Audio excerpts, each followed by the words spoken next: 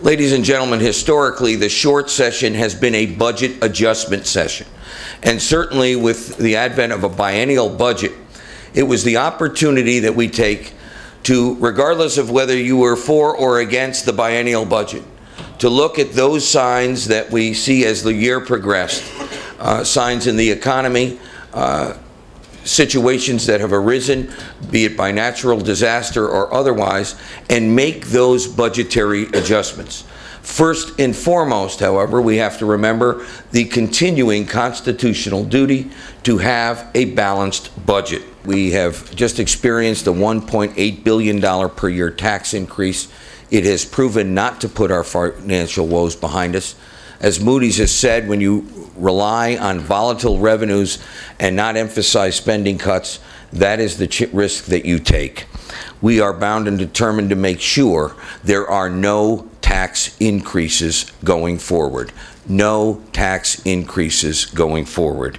We are also bound and determined that there be no spending increases, that the various initiatives, many of which we agree on, that the governor has put forth in his budget, be accomplished within the budget spending amount currently, that we do this in lieu of and not in addition to what we have already budgeted for spending.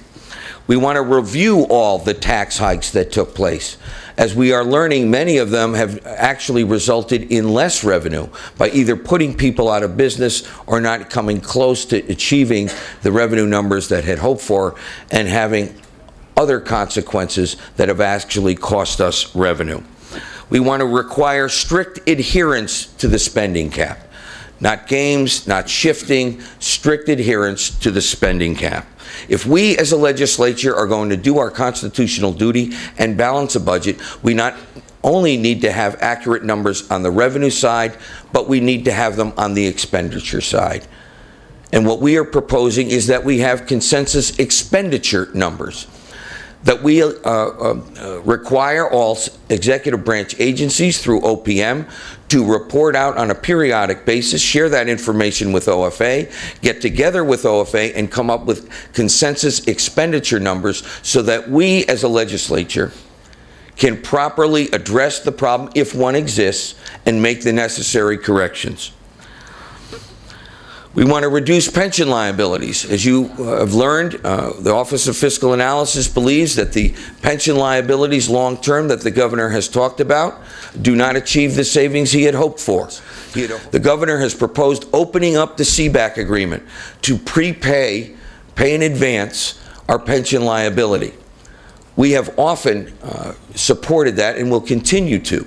But we also believe there are other, if we're going to open up the agreement, there's other things we could look at. Increasing the retirement age.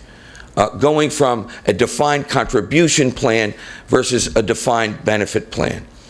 Not allowing overtime and longevity payments to be calculated into the pension calculations. These are things that the governor had an opportunity to address during the CBAC agreement. He failed to do so. He now wants to open up that agreement for purposes of pension. Let's open it up and have that full discussion.